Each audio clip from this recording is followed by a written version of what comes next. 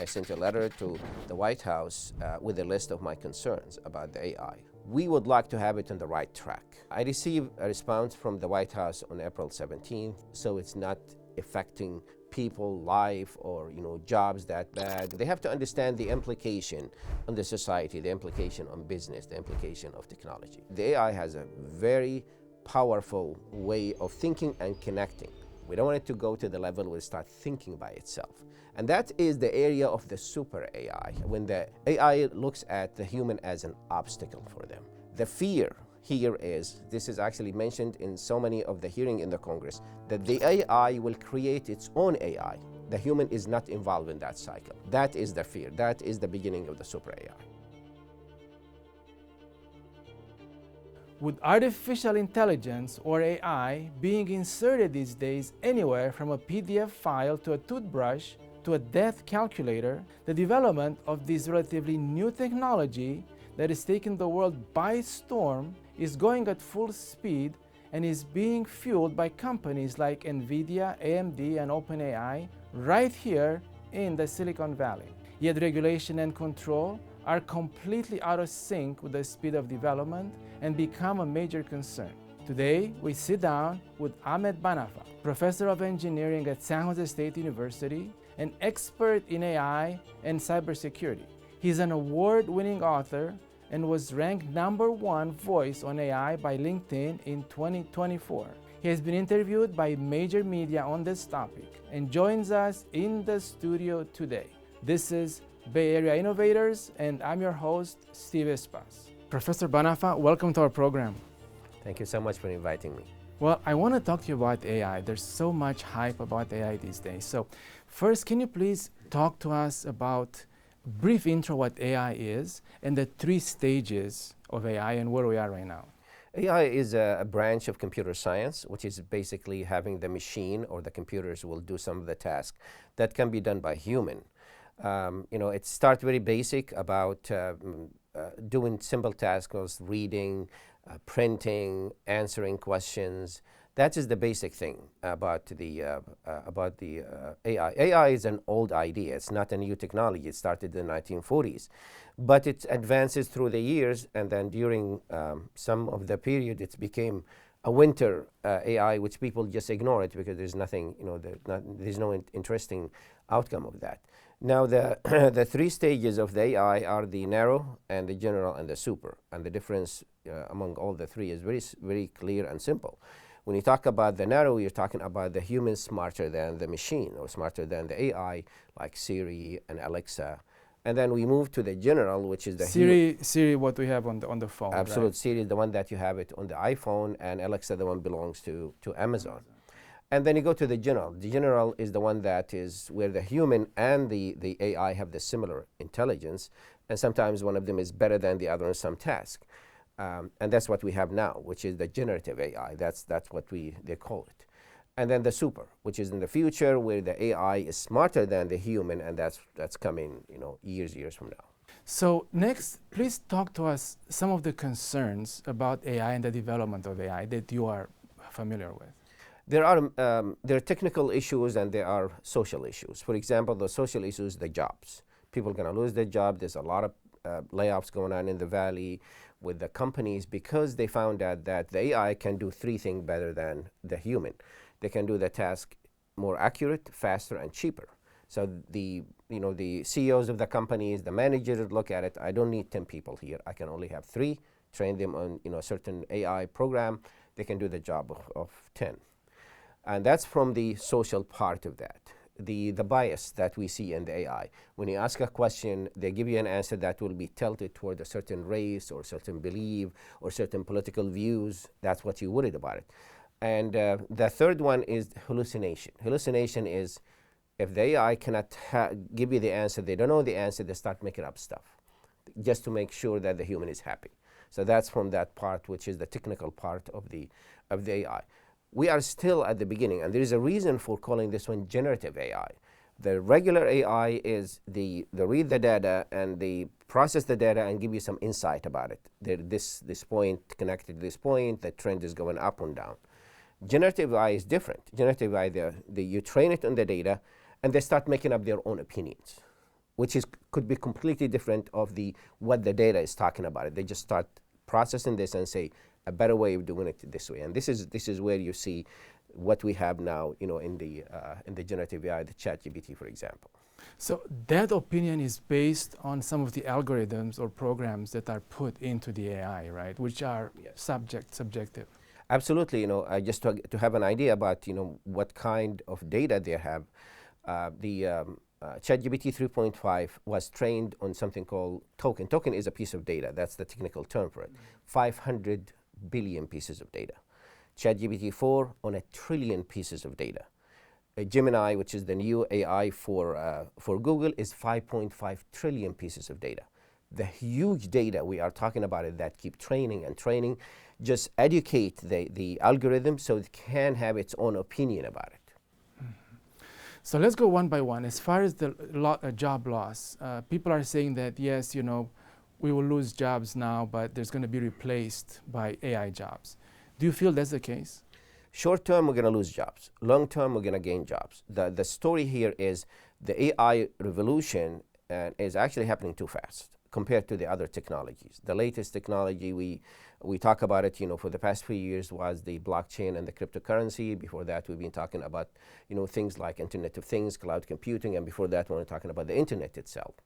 So when we talk about AI doubled the speed every 6 months and doubled the number of the companies every 6 months. So it's very hard for people to catch up with that. The loss of the jobs will be a lot or steep when it comes to the short term. Over the long term, we're going to have new jobs that we never heard about them. Is actually created by the AI. By the AI revolution. For example, prompt engineer, which is how can you train the program so I can talk to the program like I'm talking to you, instead of having very specific words it can understand it. Improving the communication with the machine.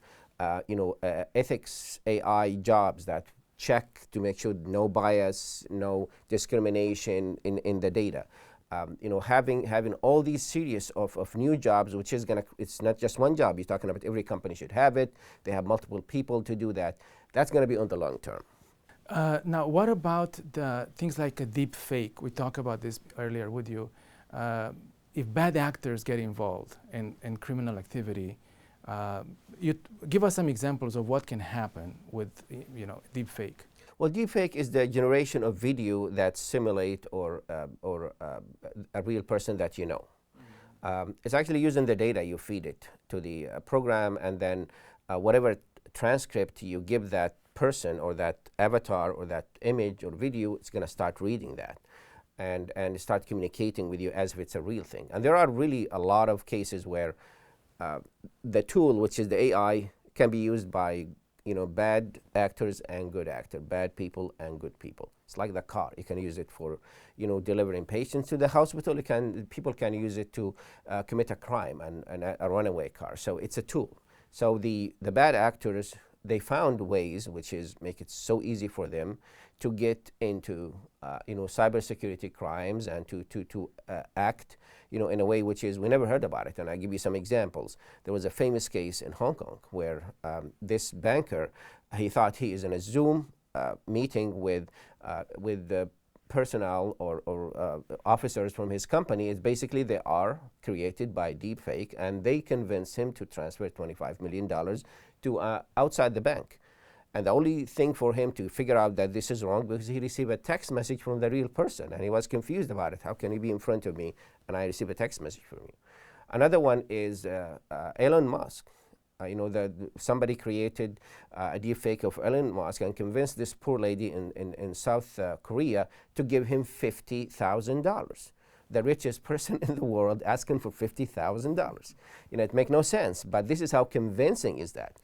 Another story about it, which is really hitting home here, is the robocall that created by AI in the voice of the President Biden in New Hampshire, where people start receiving calls saying, don't go and vote. I mean, it's not going to change anything. You're going to win.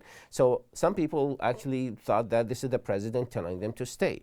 So the FCC banned these kind of robocalls, that it is fake one, fabricated one.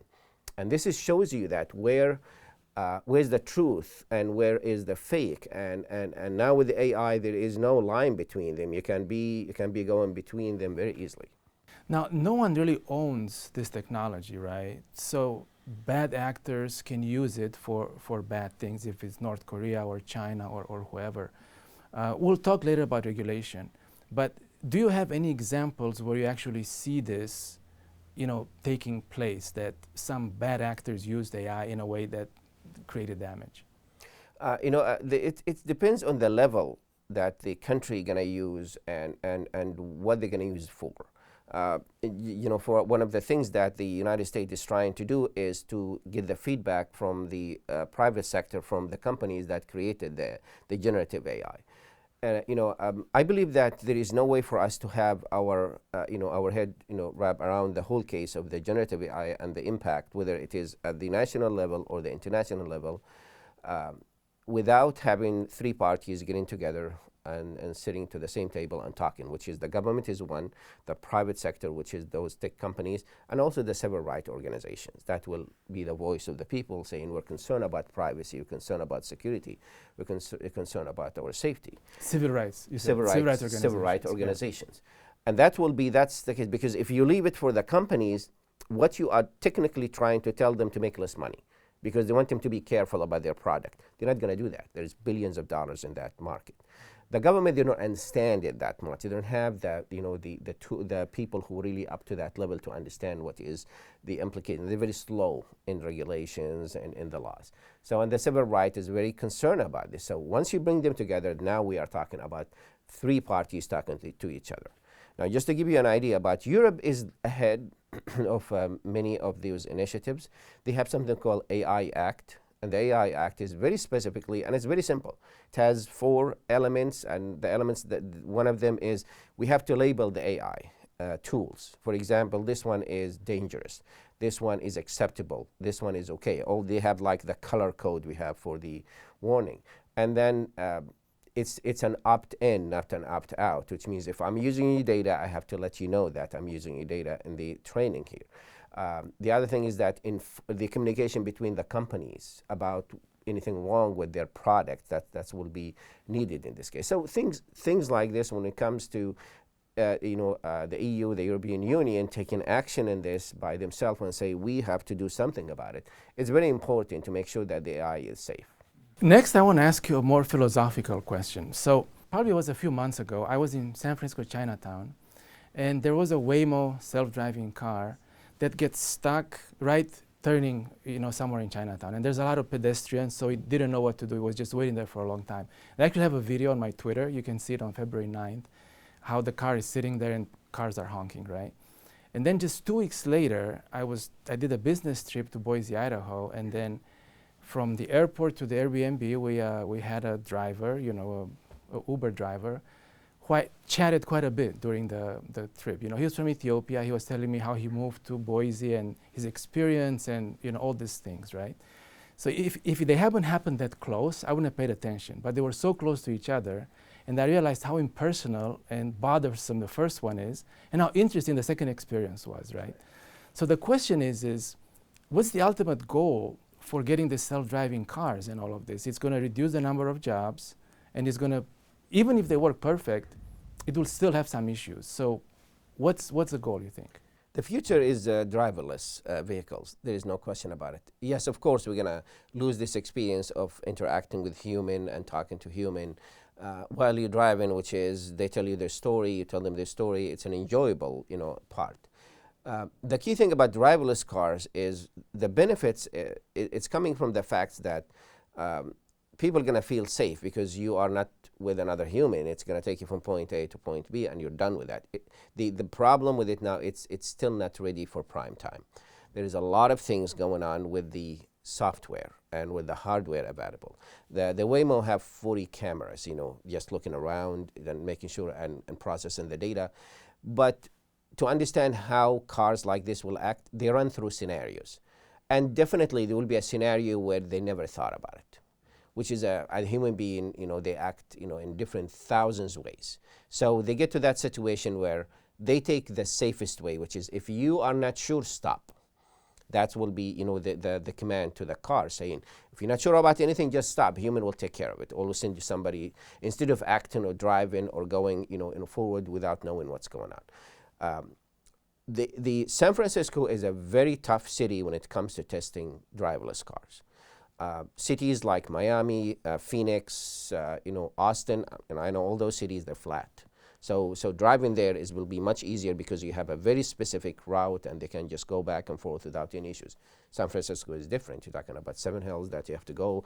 A lot of people there. Traffic is really challenging for this.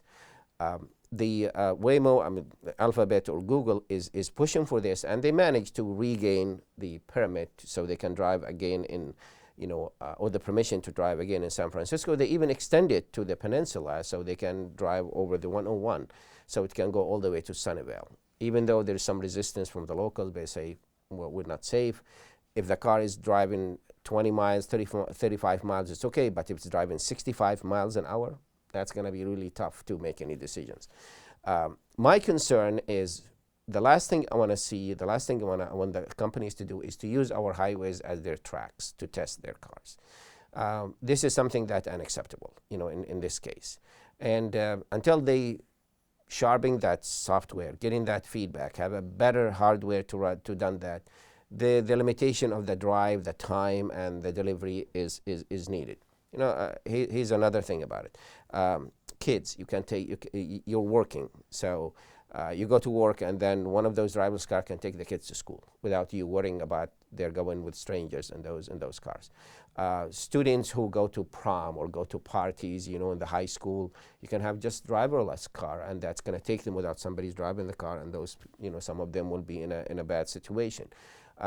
It's going to help. It's going to solve some of the issues where give people some kind of assistance and help at this sense. And it's an option. A lot of people, like you're going to say, okay, I prefer to have a human being that I can talk to him or her. And some people, they say, I want to try the driverless car. I tried one of them. And, I don't want to talk to anybody, for example. So I have the iPod in front of me. I can run the music I want and can do all these things. And I'm fine with that. And because I'm doing something while I'm doing this. So it's an option. It's not the only option. It's one of the options that's going to be available. You're an expert on cybersecurity and AI, and you've been named the #1 voice on AI by LinkedIn in 2024. Please talk to us about some of the regulations or some of the things that you're involved with to help regulate this new technology. I communicate with the White House multiple times. The last one was 6 weeks ago. I sent a letter to the White House with a list of my concerns about the AI. Very specific, clear message, and asking, okay, Mr. President, you issue an executive order in 2023, which is to make sure that there is some kind of regulation. The companies has to, to make some decisions and, communicate with the government, communicate with each other. What is the next step?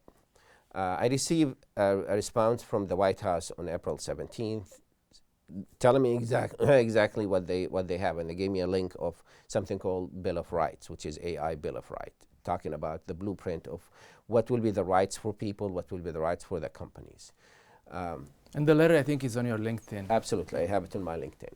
The interesting thing is that 3 days ago, the federal government announced, a federal board of 22 members. And those members are really a mix from different parts of the society. They have the CEO of NVIDIA, AMD, they have the CEO of OpenAI, they have CEO of Google and Microsoft from the tech side, and Cisco also, the CEO of Cisco and Amazon Web Services. And from the other side, they have some people from the United Airlines, they have some people from, I think if not Lockheed or Boeing, to talk about. And they have 3 or 4 people from civil rights organizations, plus the government. They have the head of that one is the head of Homeland Security, the Secretary of Homeland Security, and there are certain people from the government who's involved. So exactly what very high profile people. High profile. And this is exactly what we talk about, the 3 parties we talk about, which is the government, the private sector, and the civil rights organization. There are 22 members. Their job, their first meeting will be, this month, and they will give recommendation to the White House And this recommendation will be the basis for regulation, litigation, and they can just push this one to the Congress, because now it's coming from the expert. It's not just one party giving their opinion. The government is talking or the private sector is talking. They're getting together, and then they're getting to find a common ground. They say, okay, this is what we would like to recommend for the next move. Of course, the challenging part is, as you mentioned, when you talk about people in Congress who actually make these decisions, most likely they have to rely on some intern who has some tech knowledge to even understand what we're talking about, right? That is true, and this is why this board can answer questions. Let's say that they have recommendation, they can bring them to the Congress, and they can ask them, why did you say that? Or let us know about what's going on, explain that to us. The congressmen and women, they don't have to understand the AI, deeply understand the algorithm. They have to understand the implication on the society, the implication on business, the implication of technology. One clear message I got from all the letters that I sent to the White House, that the United States will never stand in front of the wheel of technology. We're going to make sure it's keep going. We want to be number one in the world when it comes to AI. We are ahead of so many countries. We don't want to stop that. We're going to slow it down. We would like to have it on the right track, so it's not affecting people, life, or jobs that bad. Or we would like to make sure that we have some guide rails that they can follow. I think in your own words, you mentioned the train has left the station already. Now we just got to make sure it's going safe. Absolutely. And it doesn't hit anyone. What other regulations can be put in place? You mentioned the red teams before. Yeah, the red team is a term used in the industry, which is the last step before you release any product or service. So what you do is you seek the advice or the check from insider in the company and outsider from the community, where you invite them to check this product. Of course, there is the NDA, which is you make sure that they're not releasing this information, and they ask them, what do you think about it? What did we miss anything? Is this something that we should be worried about it? And then they get this feedback. And this is one of the actions that taken by some of the companies to make sure that when they release the product, they cover all the bases. We talked earlier about an experiment done by the Air Force with AI. Please tell us about it. They have a simulation about a drone that's run by AI, and there's a lot of the research and application of AI with the Department of Defense, because this is really giving them an upper hand in so many levels. They can have fighters without pilots, which save lives. So this drone was programmed to go after the enemies. And to understand how significant is this, I don't have to tell the drone about who's my enemy. I have to program it on a certain data that will define the enemy for me. And they can go and do the task, and they're done with it. But they're trying to experiment with this. So they have this simulation where there's an officer that's tracking the drone to go to the target. In the middle of the flight, the officer decided to abort the mission by saying, abort, abort, you're done.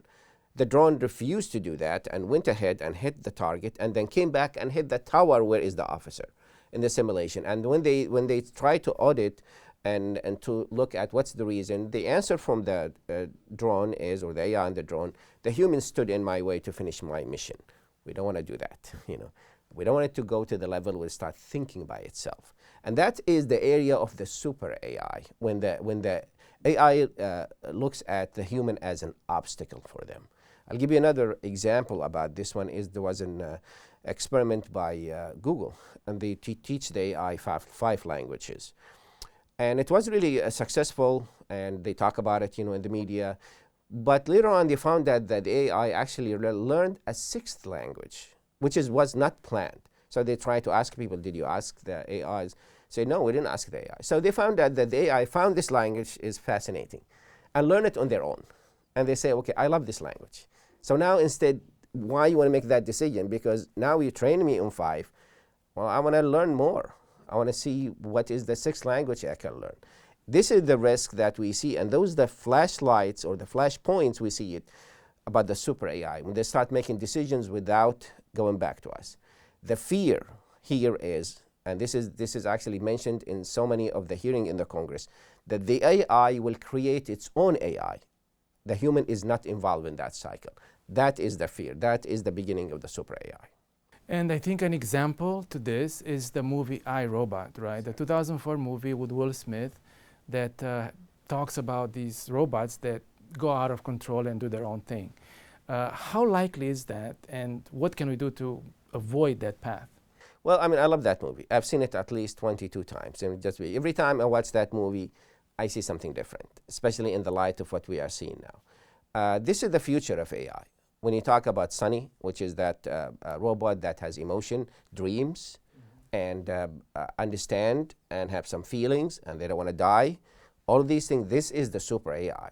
So introducing the emotions and the decision about, I have feelings like you, human, and you have seen Will Smith say, no, you're not, you're a can.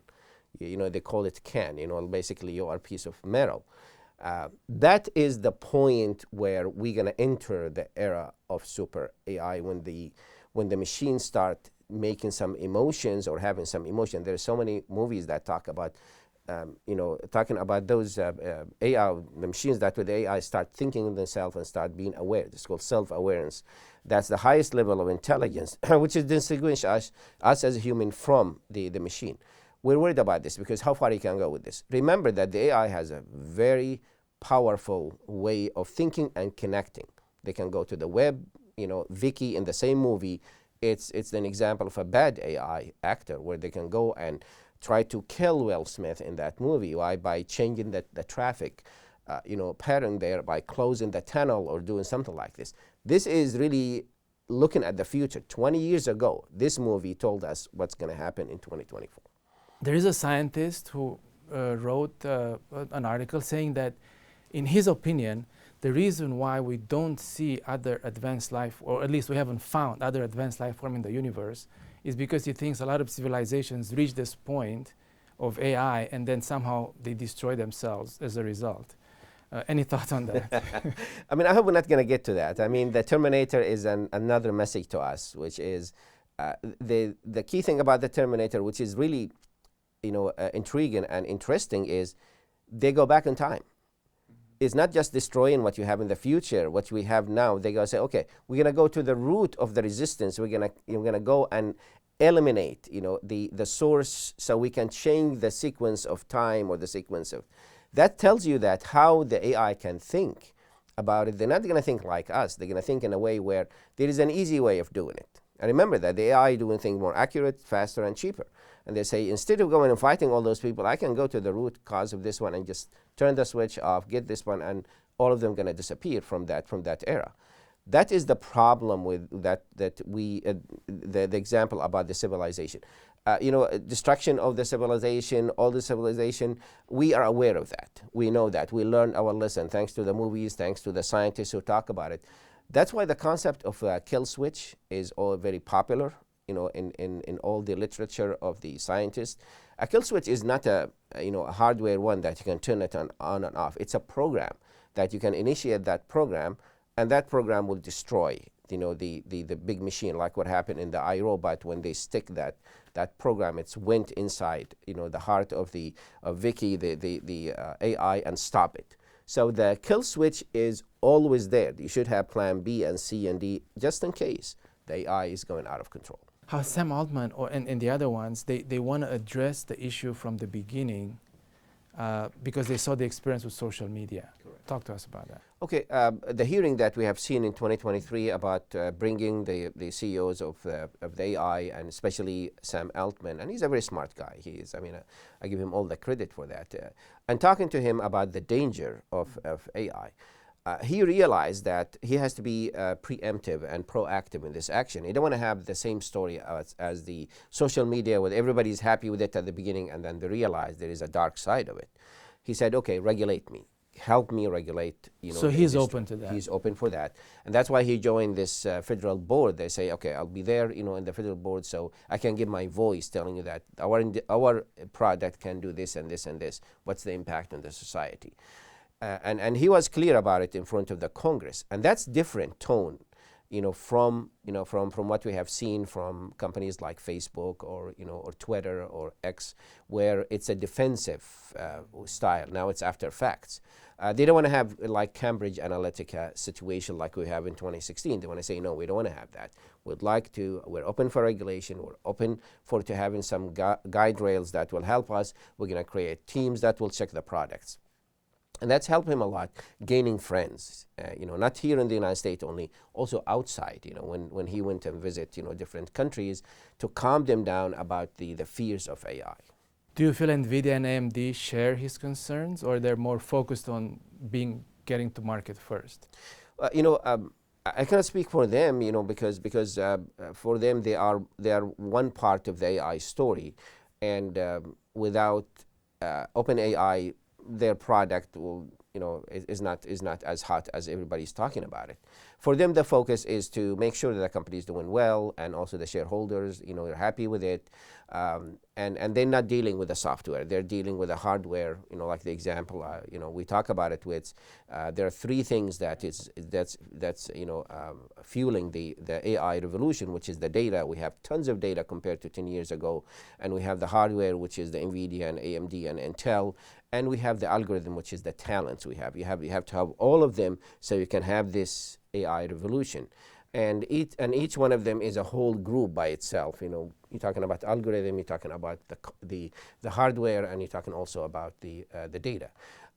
So for them, the focus more on better products. And one of their concern, this is something I heard from them talking about, especially from NVIDIA, is to lower the energy consumption of the hardware, because it's really consuming a lot of energy.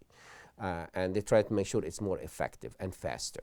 Like the latest chip, which is the B200, is 30 times faster than the H100, the one that you use in the industry, and it's more optimized in the energy. So now be friendly to the environment. Mm-hmm. Make sure that you do your part of that, part of your message about the AI.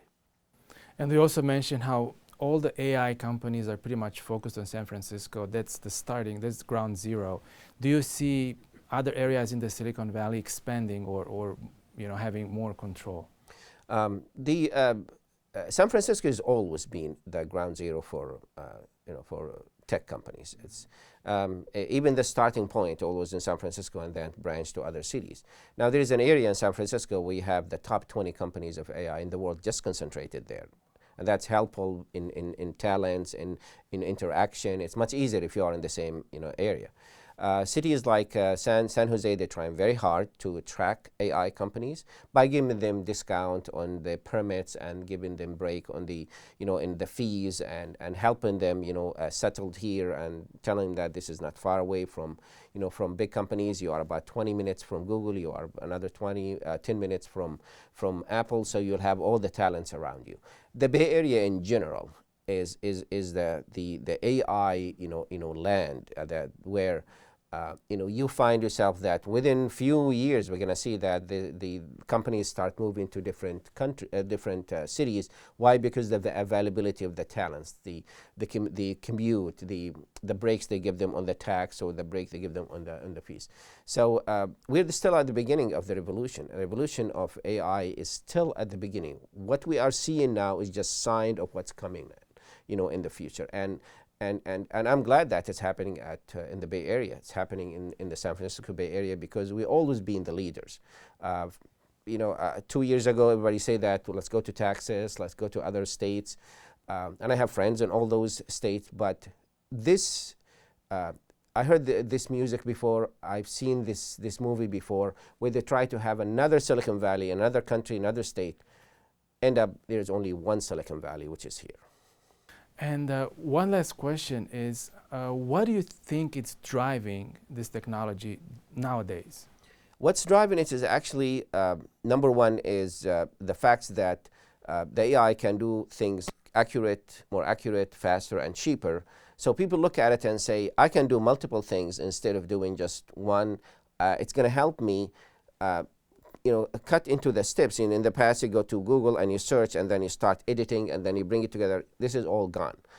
Companies see a lot of money in that, because that is a driving force. The market for the AI can add trillions of dollars by 2030. Why? Because of the productivity and the efficiency. And also for the government, is who owns the AI actually control the world, because you can have your military up to the level of the AI, where other countries don't have it. Some of the recent report I read one this morning talking about robots. Instead of of soldiers, you can send the robot with AI. You don't have to worry about, controlling them. You just give them the mission, and because they train on this one, they're going to go and finish it. And you don't even have to have a GPS to find the coordinates. They can look at the terrains around them, and the landmark can decide where's the enemy and go after the enemy. They can decide who's that enemy. So we can just release, the fighters, the robots, and all of them. They can do the job, and that's going to give that country, the upper hand. And the Department of Defense, the United States, is really working very hard to make sure that they maintain this kind of a gap compared to the rest of the world. You think super AI is 5 to 6 years from now? It's a very difficult question. It's the $60 million question. I could say that 5 to 10 years ago, if we didn't get the ChatGPT in 2022, the reason for this is all the studies before the ChatGPT came to the market in November of 2022, what we are in now is supposed to happen in 2040. So we're ahead of time by 20 years. So we could be talking today and somebody already reached that level of super AI. Nobody talk about it. So you can look at it as 10 years from now, but it's already happening. Yeah, exactly. You have to have your mind open about somebody can find a way to make sure that the algorithm has some kind of sentiment and feelings. And now we're going to go to the next step. It's not going to be like a big thing about it's going to control everything. But now it's exactly what happened. You're going to start with the chat GPT, similar chat GPT, and it's going to start growing with the application of the applications. 2023 was knowing the AI. 2024, applications of the AI. That's what we see now. Everybody's talking about how can I use this one in my business. Now, we don't know what's going to be in the coming years, but everybody's working on AI. The number of the companies, the money that's spent on AI in the Valley and outside the Valley is tremendous. Countries like the United Arab Emirates, Saudi Arabia, other countries, they are putting $40 billion, $42 billion just to make sure that they are leaders in the AI. And I'm going to end with this one. In order for you to be a leader in the AI, it's not a complicated equations or ingredients. There are three things. You have to have the data, you have to have the hardware, which is from NVIDIA or AMD, and you have to have the talents, which is the programmers. I was giving a presentation to a group of Ferrari engineers 2 weeks ago, and to tell them how the AI compared to their car or their product out. I tell them that the data is like the gas, the fuel. The hardware is like the car. The algorithm is like the driver. You cannot run the car without all of them being together. And if you have the best car, if you have the best fuel, if you have the best driver, you're going to be ahead of everybody. Professor Ahmed Banafa, expert on AI and cybersecurity, thank you so much for joining us. Thank you for having me.